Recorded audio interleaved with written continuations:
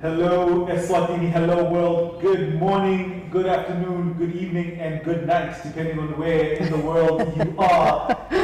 Well, we're back once again on the Connect with the courtesy of hip hop. And I'm Shirley B. That's now my stage name. How do we follow in after that? Okay, so good morning, good afternoon, good evening, everybody. Welcome again. It is a beautiful Tuesday morning here in the beautiful kingdom of Eswatini. As you know, we are here to talk about what's been happening in our local news, giving you an opportunity to share what's been happening in yours. And of course, our theme of the day is just to let you know and share with you a little bit more about Eswatini's response to COVID. And as you know, we're often never alone in the room, right? Never. We are always blessed to have beautiful people that join us. And today we'd like to welcome Fulumnisi and Sihle Mzileni. Thank you very much for joining us, gentlemen. You're welcome. So we'll be talking to you a little bit later really about what it is when we say Eswatini's response to COVID. But I hope you won't mind joining us just as we work through some of the topics or themes of the day that we've been following in our local media, or online.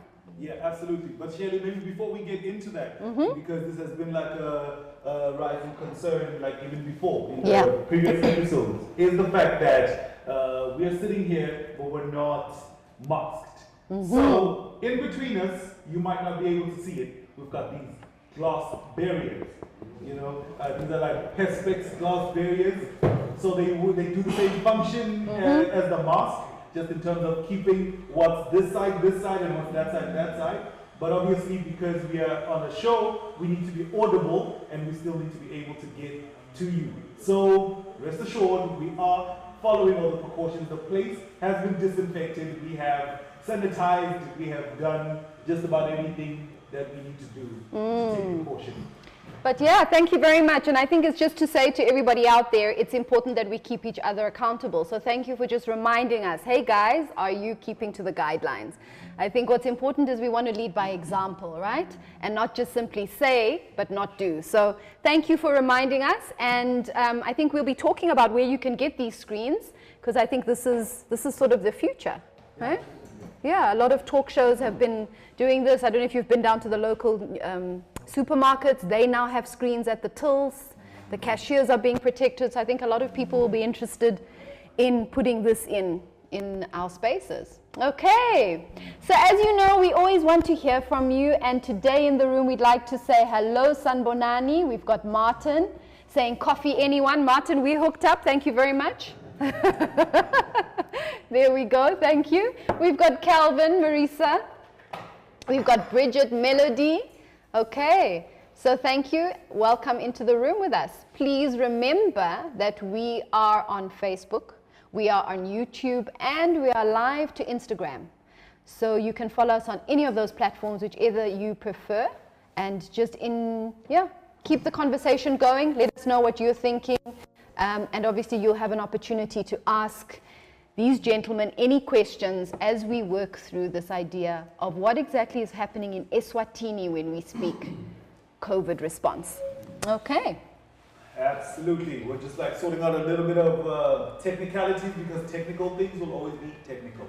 All right. This is a beautiful morning out here in the Kingdom of Eswatini. Welcome to everybody that is joining us from wherever you are in the world. We do invite questions, comments, queries around the topic that we're discussing today. We're specifically zoning into Eswatini's response to COVID-19, but wherever you are in the world, please share with us what are you doing personally, or maybe your community, or maybe your government that is working or that is effective. That takes us to our quote of the day, and our quote of the day simply says, "The hands that make mistakes belong to those who work." Okay, hold on. We need to hear that again. You need to let it sink in a little bit. The hands that make mistakes belong to those who work. Okay. And I know there's been a whole lot of criticism, especially around, maybe the response to COVID-19 from an individual space, or maybe even from companies, or maybe even from governments and all of that. But the truth of the matter is, the mistakes are being made because something is being done. If not, Just thinking, they say do nothing, say nothing, you'll never be criticized. Yeah. So it is when you are doing something, you are saying something, you are making a difference, that people will criticize you, but you know you are making a contribution to humanity. I like that quote. Absolutely. That's an awesome quote. And I think, Phil, to your point, I think what we need to understand also is that being uncomfortable is necessary if we want to make a difference. If we don't go out there and maybe shake the status quo, you know, no one will talk about what happened. That story will never be told. So, and I think sometimes, you know, it's about building resilience and being strong enough to say that there's something we're trying to achieve. So the discomfort is all worth it at the end. But yeah, you need to be quite strong to face up to that, hey? Lovely quote, thank you. You're so good with your quotes. Hey, you know. And it is actually an African proverb. Okay. Because, right here on the Connect, we're all about Africa Rise. We're promoting all things that are African. You'll see in our background, and we'll tell you a little bit more about that. We've got some beautiful art behind us. We've got some breakfast goodies that have been provided by our friends in the food industry, and we'll, you know, double click on that a little bit in a while. But for now, in the news this week, there's apparently arrests that are going on in South Africa, and we don't know if in Swaziland this is happening yet, but people are being arrested for not wearing masks in public. So it came out on a WhatsApp group, gentlemen, I don't know if you're aware. Apparently if you don't wear masks, it's either 6 months in prison or up to 20,000 fine. That was what was circulating. And then people were asking, is this in Eswatini? So I'm not sure if you've heard anything about it. Can we confirm that it is happening locally, or this is something that may be happening across our borders? Maybe if I can come in there, we might not be aware of the sentences that are being passed in South Africa, but we do advocate for the sentences to have that deterrent effect, because not wearing a mask, basically it is defiance in itself, and you risk spreading the COVID virus to others. So basically we are thankful to the law enforcing agencies for doing a good job, particularly in Eswatini. Yes, thank you. But I must say that, well, of course, I saw that in South Africa. I don't think in Swaziland there is anyone that has been charged yet. But I'm seeing it's quite interesting. To be honest, it's quite appreciative to see a lot of Swazis walking, and I was driving Babane, you know, even along the roads in rural areas, people wearing a mask. Yes. So I think Swazis are responding, Maswati are responding very well. Yes. Let's not get to a point where we have to put enforcement. Yes. Let's just comply, because this is for our benefit, it's for our good. We are taking responsibility of each other, taking responsibility of others as well. I think Absolutely. And I think we are doing well in terms of risk communication, community engagement, and social mobilization. Because for people to respond positively, it means that the program that we have deployed on the ground is more effective in terms of influencing or inclining people towards behavioral change. No, absolutely. Yes, no, I have to agree with you, gentlemen. There was a time when we were sort of, you know, we'd heard about COVID, it had come out, we had seen the response coming out of our neighbors, but we were not responding quickly enough. And I remember being, you know, in Matapa and seeing people and thinking, why aren't we wearing masks? But gradually it just built up to a time now where everybody, you're right, at the combi stops, in town are wearing masks. And I think we just need to maybe even as we pass people in the streets, just commend our fellow men and women for actually responding and having masks. And maybe for those who aren't, we can just wag a little finger. Or go to the nearest shop and actually buy one and gift them. But you're absolutely right. You know, Joy Ndwandwe was with us last week. You'll remember if you joined us. And she was saying, each one of us has a role to play. Are you protecting yourself? And if we all even just focus on ourselves, the ripple effect happens. So I think that's a call out. But yeah. Yeah, Shirley, just a short one. But can you just wear it properly? You know, it doesn't serve its purpose. If you're wearing a mask on your neck, it must cover your nose and your mouth. Yes. So, I mean, there are those, let's call them they still need some encouragement. Yeah, okay, You just I like need that. to wear it properly Yes. so that it's effective. Absolutely. And I wash like it that. more often. And wash it more Yeah, often, no, yes. So guidelines around keeping it sanitized, absolutely, especially if it's a cloth one. If it's the ones we throw away, I often use those, then Yeah, every day put a dispose it new one. properly. Yes, the disposable ones. Great. All right. What else is in the news, Courtesy? But before we get there, welcome into the room, Buhle, Richard, Magnus, Cara, and William, I believe from Manzini, from Bremer. Yeah. Melody is from Bremer. William didn't say where he's from, William Kelly. But we do encourage that if you join us into the room, please let us know where you're coming from so that we just know how far and wide we're reaching this morning. Also in the news, this week started with a story around the extension of the lockdown. So, there's some confusion around that. Yeah. Many of us are thinking that the lockdown is extended by a month. That's true. Gentlemen, what are you understanding by this news? Yeah, Shirley, what has actually happened is that government preferred an extension on the declaration of the national emergency. Okay. Whilst the partial lockdown was one of the core measures or non-pharmaceutical interventions that were enforced by government so that we can regulate and restrict movements as well as impose certain restrictions or prohibitions. So basically, the partial lockdown is one of the measures, such as this social distancing that now we are observing. And partial lockdown actually was meant to buy some enough time for government to upgrade the healthcare system so that in an event we are having a surge of cases, we can be in a position to manage them. So basically the extension, it's with regard to the state of emergency. We can go even a little further to explain to us, disaster risk management practitioners, there is a difference between a disaster and an emergency. Okay. Yes, an emergency, we are dealing with a particular situation that has emerged. Actually, we are mitigating the risk. But when it comes to a disaster, you mitigate the impacts. It's something that has already now overwhelmed that particular capacity of a government, and then that government will require some external support. So basically, whenever we frame a situation as a disaster, we establish the capacity to cope of all social as well as economic systems of that country. Right.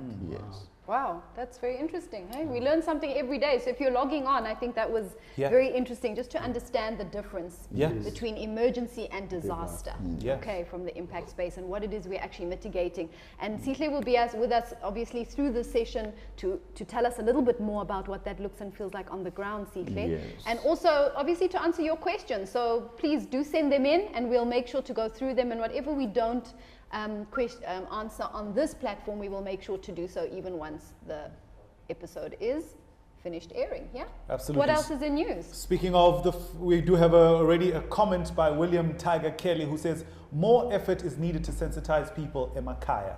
Heard someone the other day saying sheshisa ubuye utongbolega. This is with reference to the masks. So I think we just need to overemphasize the fact that your mask is your mask alone. It's not to be shared, it's not to be borrowed under any circumstances. You would rather ask somebody else to run the errands for you rather than you wait for them to come back so that they can borrow you the mask. That one is a definite no-no. But maybe what sort of like measures have been put in place in terms of just like actually the training around the masks? I mean, we'll almost always compare the COVID crisis to the HIV crisis. Till this day, they're still training on how to use a condom. So many years later, and the mask almost plays the same role. So what sort of like measures have been put into place, if you guys maybe are aware of anything like of that nature? Okay, no, thank you very much. But may I recognize Nana has joined us. Okay. Actually, she's the Eswatini'S. She used to be the deputy director of the former Department of Disaster Management. Okay, welcome, And Nana. now she works for the SADC Disaster Risk Reduction Unit. Okay. Yes, as a liaison officer, and she's Swazi. Okay. You know. Welcome, Nana. Yeah, that's true. We are proud to have her on board. Okay, maybe just to highlight some few things with regards to the capacity building program that is being led by the Ministry of Health, because COVID has a health face. All right. Since All right. it's a pandemic and we classify it as epidemiological hazard to us, because it's not a disaster if it does not interact with a vulnerable element, but we can explain that maybe in another session. But for now, we just want to highlight that the Ministry of Health actually has moved with digital speed and established a risk communication and advocacy committee that is building the capacity of communities to ensure that they adhere to the regulations, as well as to ensure that they get that necessary information to influence behavioral change, as well as to ensure that people, you know, they observe every health care, you know, regulations. So basically, there's a lot that is being done, and that intervention has been cascaded from regional to Tinkundla chiefdom, as well as Umango level, community level, that is just below the chiefdom. There is actually there's a huge operation that is taking place. Yes, at the regional level. Wow. It would be nice to hear a little bit from the ground what's going on, so I hope we can connect with someone who can just share their experiences. But I think that's absolutely great how, we're looking down. We know it's always difficult to change habits and change behavior. It's not an easy thing. You know, we talk about this all the time. It is not an easy thing. Repeat is one of the keys. And also, like you said, Phil, understanding how it benefits us. Always putting that on the fore. Okay, great. What else is happening?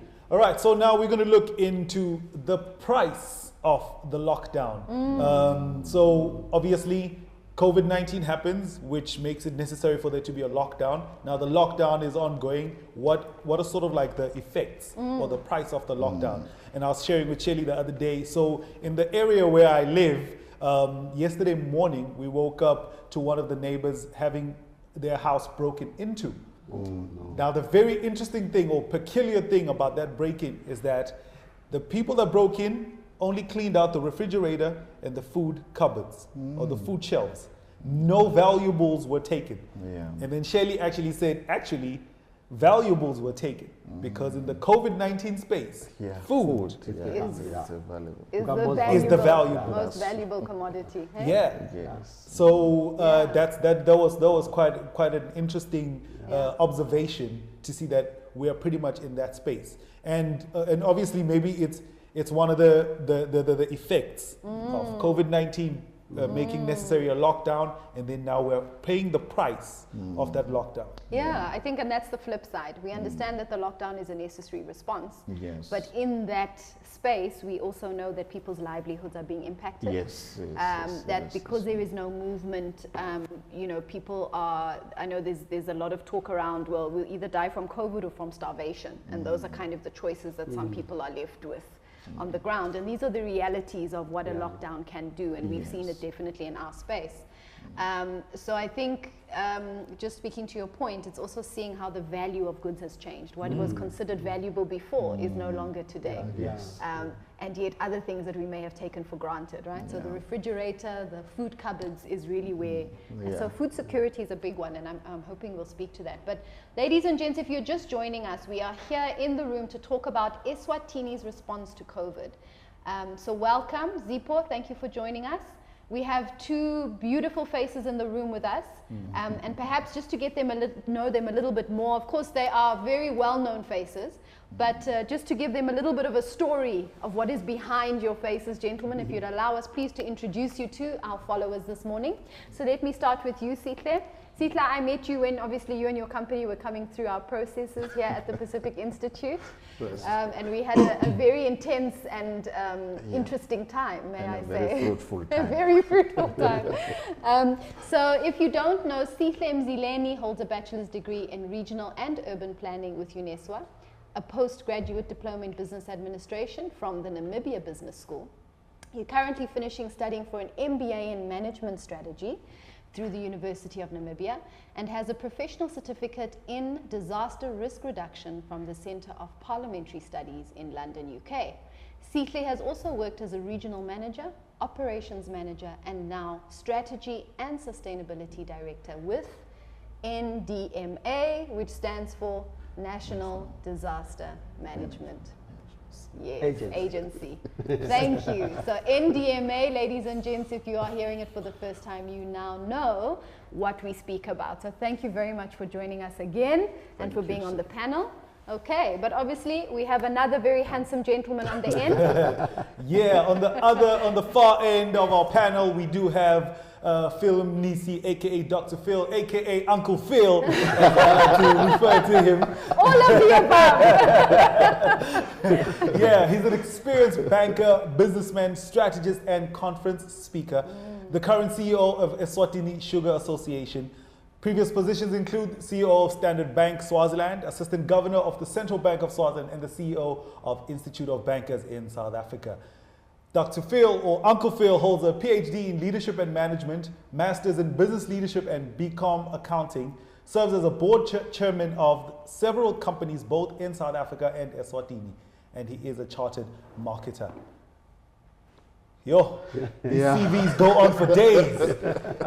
So just in case you were wondering at home, and I often insist, if somebody is going to speak to you about a particular area or field, you have the right to ask them, what gives you the right to talk to me about this particular thing? And I believe these gentlemen are definitely qualified to speak to us about Eswatini's response to COVID-19. So welcome, gentlemen, and thank you so much for taking your time out of your super hectic, busy schedule to be with us this morning. And we appreciate it very much. Absolutely. You're welcome. So maybe if we could start with you, Sihle. NDMA, many of us obviously have heard it, are familiar, but could you just let us know, and for the purposes of our followers, what essentially are you doing in Eswatini? Okay, thank you very much, Shirley. I just want to mention that we used to be a government department, and previously to that, there was a certain committee that was known as the National Disaster Task Force, which was more ad hoc. So in terms of institutionalization, government then decided to establish the Department of Disaster Management. But it sufficed that really the mandate of the department required some rapid, response mechanism. So that could not be achieved through the government machinery. So then government decided then to transit it into a parastate or quasi-state entity. So that is what we are now. We are a principal agency responsible for coordinating the overall disaster risk management function in Eswatini. Okay. Yes, we are coordinating all forms of responses as they cascade from primary level to secondary level as well as tertiary level. Okay. And we are responsible for deploying a risk mitigation strategy for the country, because before a situation degenerates into a disaster, there are inherent risks as well as residual risks that can then degenerate into a disaster. So basically 98% of our time we spend on delivering that program, then 2% is when we are now responding. Now COVID has come into the country, then now we have structured some systems and mechanisms to deal with COVID. Working with the government agencies, because we do not reinvent government. Yes. Actually, we work with the government entities, we work with the civil society organizations, the UN system, even the private sector, the business community. They've really come on board. We have established what we call a sector-wide approach, where each sector is being led by the relevant government ministry that is responsible for that development theme. Like in agriculture and food security, is the Minister of Agriculture responsible for that development theme within government. Then it's co-led by a UN agency that is responsible for agriculture, which is FAO. Then all other entities now responsible or having a component of driving the development agenda in the agricultural space, they then form part of the membership. So what we do, we coordinate that things are being done at sector level, not really that we do things on behalf of the sector. So that's the clarification that maybe we can put to the forefront. Right, so Yes. very important work that you're doing. And I think what's very important is obviously to understand that something like COVID requires a multi-pronged approach and a multi-sectorial Yes. approach. Yes. And I think that's kind of the thinking, you know, not always looking that government must be the entity to solve the problem, but that we all need to lean in our different sectors to help out. Phil, coming over to you, that's very important in the work you're doing. So obviously NDMA has been around for a long time, but you're heading up a kind of a resource mobilization initiative that is quite new and very specific to COVID. Would you like to tell us what you're doing? Well, thank you very much, Shelley and TK. First of all, we would like to express gratitude, appreciation for the confidence expressed by, let's say, government, especially His Majesty, for entrusting this committee which I'm chairing. It constitutes of lots of senior executives from the private sector, and of course members of NDMA, UN, have been quickly put together. How this committee came about, and that's the crucial point. It was working with government, assisting for the preparation and organizing one of the, I want to call it an epitome of where the country celebrates the birthday of His Majesty. So this committee was private sector led, working, mobilizing resources. But in the wisdom of His Majesty, and I was chairing it, it's a committee of about 13 CEOs working with government, as I've said, and the Minister of Home Affairs. In the wisdom of His Majesty, when this pandemic came and this, call it emergency, arose in the country, he commanded that all the resources that were being mobilized for the birthday to celebrate our culture, our heritage, let them all be directed to in response to COVID. And he commanded that we work and support and assist NDMA. And that's basically where we drew our mandate. And it has just been an amazing journey. We started working on this towards mid-March. And the response has been phenomenal. We have got people coming, individuals, churches, chiefs, international organizations. It's just companies, small, medium, large, all saying we are ready. And after hearing this call from His Majesty and from government, and we've been able to raise quite a significant amount of money and support, which we collaborate and work with the NDMA. So that's how the National Resource Mobilization Committee came about. It is not at this point in time an institutionalized committee, because all the functions of running disaster and an emergency are embedded in the NDMA. So, but I think government in wisdom and His Majesty in wisdom, it says, let's work together, because this was a crisis. So we had to respond very, very quickly. So that's the committee that I'm leading. It's very diverse, and it's quite strong leaders who are actually have got their own stature and caliber, and they have been able to use their network to mobilize the resources that we have done so far. Close to 104 million Malangan or worth of contribution has been made. And this is in addition to what also government put aside in response to this COVID. So other than just what government put aside, we have been able to mobilize this, and we are still calling for more. That's incredible. Thank you. No, that is amazing. Thank you very much, gentlemen, for breaking that down, because oftentimes we're just aware of the existence of certain organizations or certain teams and bodies, but we just don't have maybe like the in-depth understanding of what it is that you guys do exactly. And just maybe to go back to something that you said, Sihle, is the fact that you guys are there to make sure that something is being done, but not to do. And I think that's one of the biggest challenges that a lot of people are having. They're just sitting back waiting for government to do something, or NDMA or somebody to do something. And yet in this particular case, and we spoke about this last week, is the fact that we need all hands on deck right now. Not just the government, not just the leaders or leadership, but we actually need each and every person to be a leader in their area of influence, starting with yourself. And we are speaking about wearing of masks, being responsible about, one, making sure you're wearing masks, and it's not just about you, but it's also about the people around you.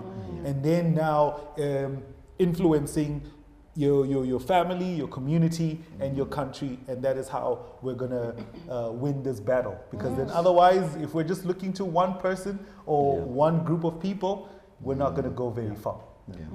Yeah. But maybe so we understand that you gentlemen are sort of like sitting in the hot seat right now.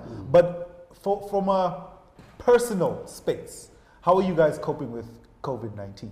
Just now with you as Phil and with you as Sishe. How are you guys dealing with COVID-19 before you are the director and the chairperson of the various organizations? I'll let Sishe go first. Yeah, no, thank you very much, KRTC, for raising that very important question. Yeah. Because we come from families, we come from communities. Actually, before we work for these agencies that government has entrusted the responsibilities with. So basically, personally, to me, this has been the very rapid onset. We call it a rapid onset, while drought, we call it just a slow onset. Okay. So rapid onsets, they are always tiring because you need to ensure that you put together some ad hoc interventions before you can systematically deal with that particular pandemic or emergency or a disaster. Sure.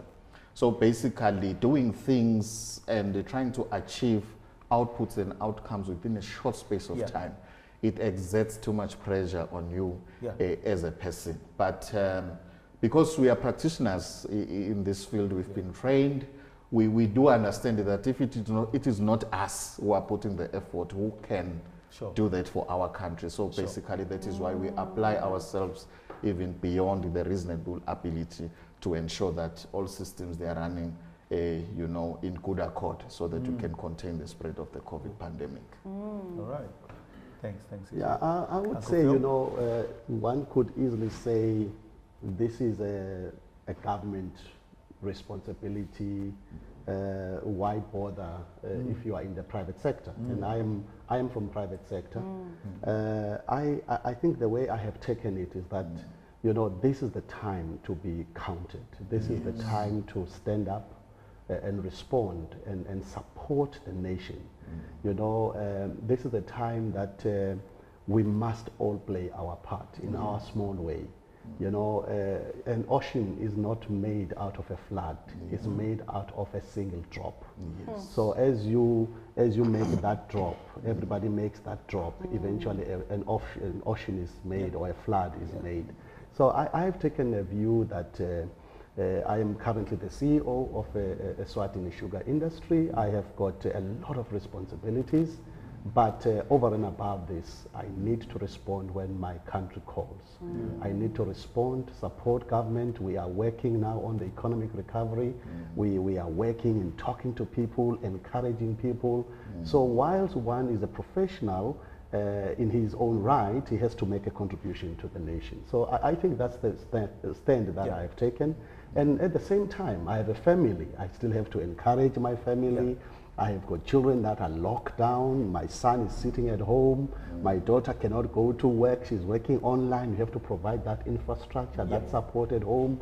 You have got some little businesses that you are doing who are standstill, people that you've employed. So to be honest, this is something difficult. We now need to multitask, multi-skill, multi-think, all multiples that we have to do. So, but I think in essence, to answer your question, it's when you say it's time to make a difference. And I also want to thank you, TPI, because putting a show like this, you are also responding to our times and you are making a difference. In one or the other, through this program, you are encouraging somebody. That is not the end of the world. You are provising, you are improvising. That's the era we are living in. We can't fold our arms and say things will happen on their own. We must cause. Yeah, that's true. That's very powerful. Dr. Phil has triggered something. I think I need to make an intervention. He often does that.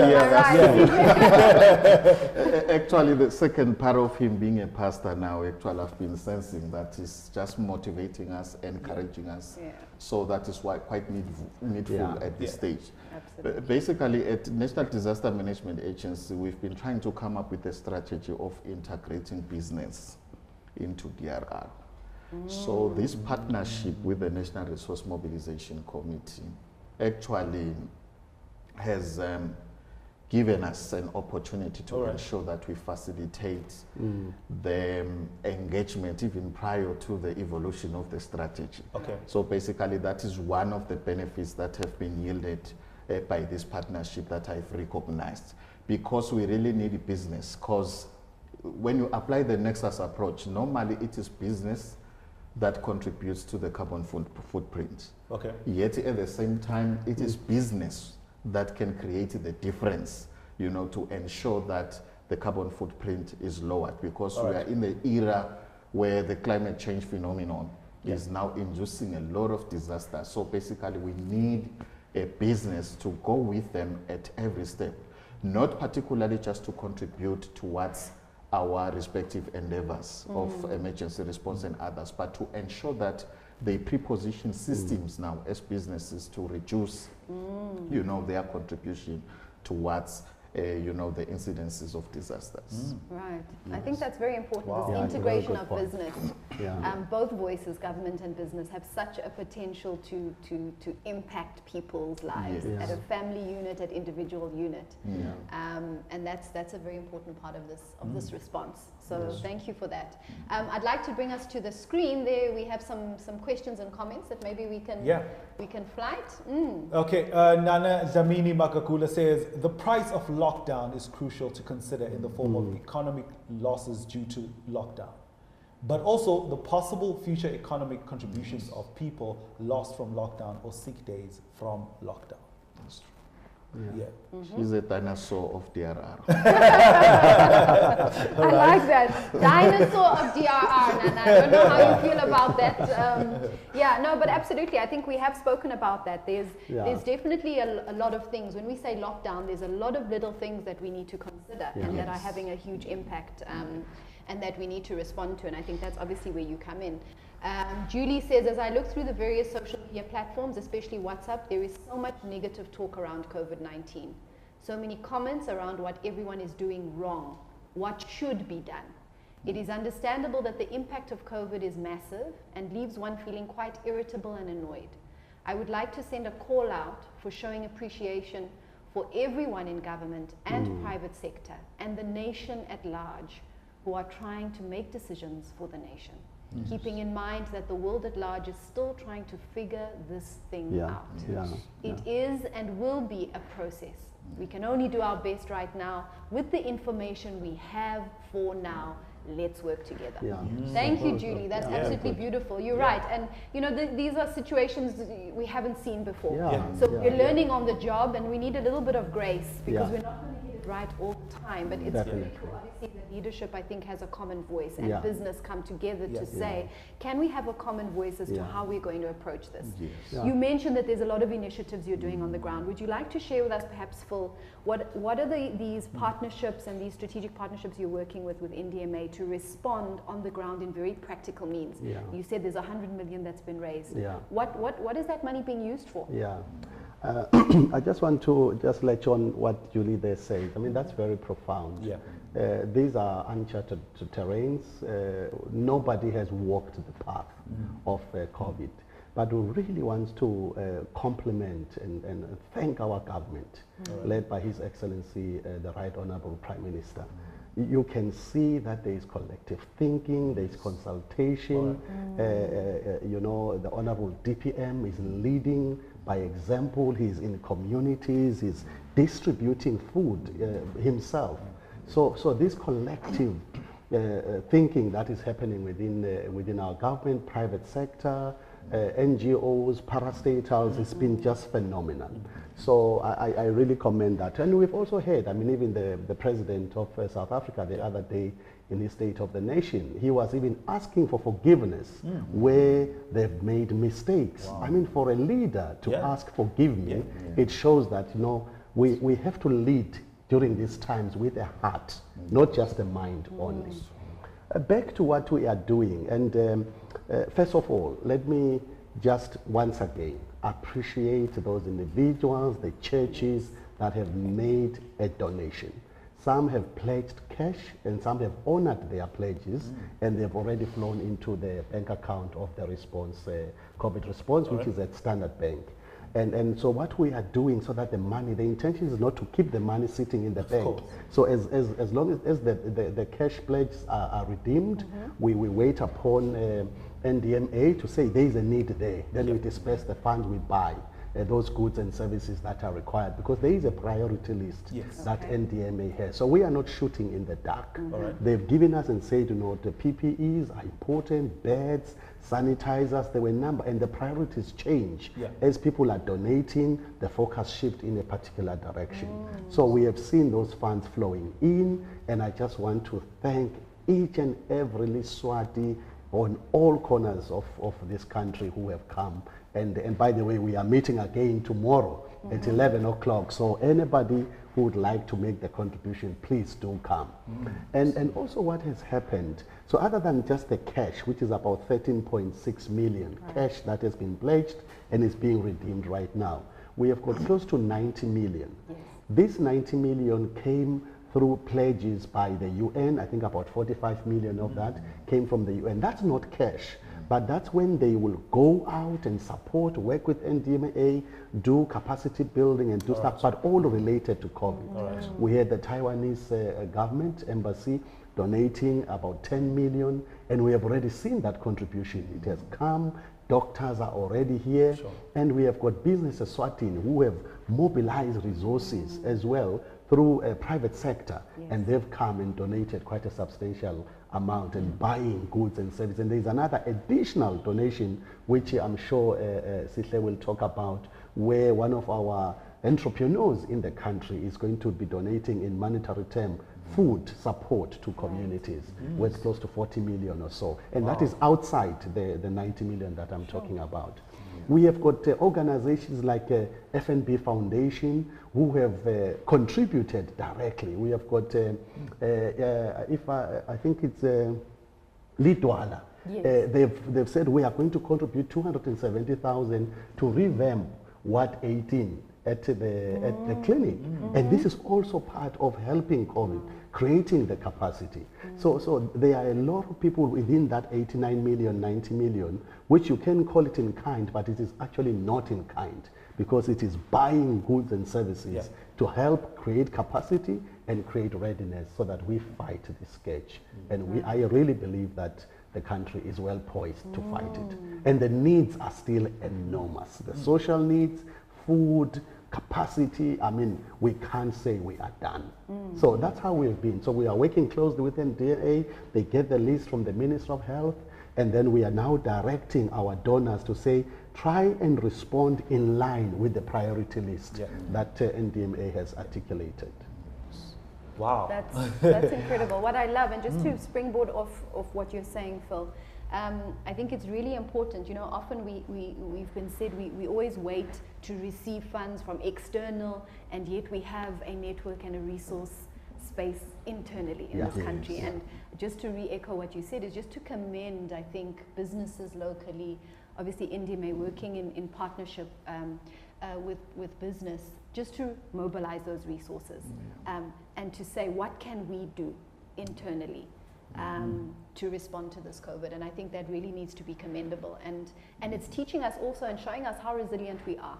And what it is we can do when we actually look internal and we say, okay, let's do something instead of waiting for somebody else to give, to show, but we working from the inside out. And I think that's really very powerful, and I think it's going to show us things we probably didn't know about ourselves as a nation once we come through. But just to also get into some more detail around, so you said there's a list, there's a priority list. What I love, you said, Phil, is that this priority list changes depending on how the needs evolve. And I think that's very important. We always talk about being flexible and agile in the space and needing to respond where the need is created. So that's so important. We had this hashtag fluidity. Hey? It's this idea to flow with the needs as they come about. But just in some detail, Sihle, please share with us a little bit, what are some of the activities that are happening on the ground that have now come up as being really key at this point in time? What are the primary response, sort of, if you call, activities or projects that you are involved in now? Okay, thank you very much, Shirley. But may I ride on the narrative that has been built by Dr. Phil? really, in our inception meeting, I think we're at MTN Golf Park.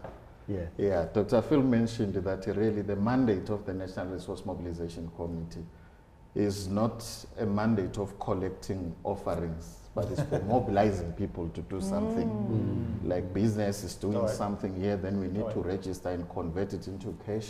Right. Then there are those monies that are going to come in cash to the coffers of the National Resource Mobilization Committee, and that is highly commendable. More especially to philanthropic agencies, like he has highlighted that there is a benefactor that has provided an equivalent of 45 million in Malangen for us to disperse to support those who are in immediate need of food, as they have been affected by the cascading impacts of the pandemic. So basically, that is one intervention that I can highlight, because in our analysis, COVID-19 has induced some primary, secondary, and tertiary impacts. The primary impact being the impact in the healthcare system of the country, because it's a pandemic I've highlighted. Then when government enforced certain core measures that include the partial lockdown, businesses had to close and people, they had to lose livelihoods. And even the businesses themselves, they were affected, because our focus shouldn't be centered around the people only, but even the business, because they are the mainstay of the economy. So basically, that support is going to be directed there, and there are certain interventions that government has put into place to assist those businesses that may fail to recover due to the pandemic. So basically, that is being administered by the relevant ministries. Like I've said when I highlighted that we operate within the sector-wide approach. But a larger need is in the healthcare system. COVID-19 affected the social as well as the economic systems. Social systems is the healthcare, it's education, and others. Then the economic space, we understand that it's business. So basically we say those impacts, they then cascaded due to the enforcement of the partial lockdown from the healthcare system. That is no longer now the only focus, but even the other, sectors have already been affected. And one of the interventions of reducing the spread of COVID-19 is to promote hand washing hygiene. They call it hygiene promotion, as well as to promote what they call the coughing